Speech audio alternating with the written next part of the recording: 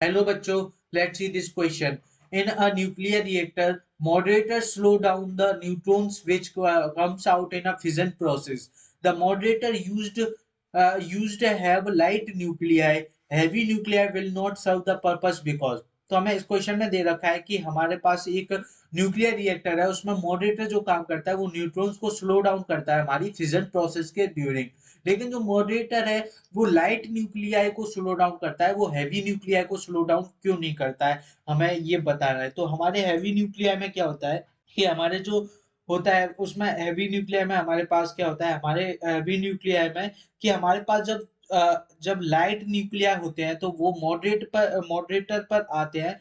तो मॉडरेटर पर वो आकर इलास्टिक कोलिजन करते हैं और इलास्टिक कोलिजन से उनकी जो वेलोसिटीज है, उनकी जो वेलोसिटीज होती है वो मॉडरेटर में एक्सचेंज हो जाती हैं। और ये जो वेलोसिटी होती है वो स्लो हो जाती है हाई और लो, जिनको हमारे पास जो होते हैं वो लाइट न्यूक्लियाई के हमारे साथ ये होता है। और अगर हमारे पास कोई हैवी न्यूक्लियाई आ जाए हमारे पास कोई हैवी न्यूक्लियाई आ जाए तो हैवी न्यूक्लियाई में क्या होता है कि वो वेलोसिटी हाई वेलोसिटी से जाते हैं और वो हमारा इलास्टिक कोलिजन इलास्टिक कोलिजन करके वो एनर्जी एक्सचेंज नहीं करते हैं, वो वापस उसी एनर्जी से वापस आ जाते हैं।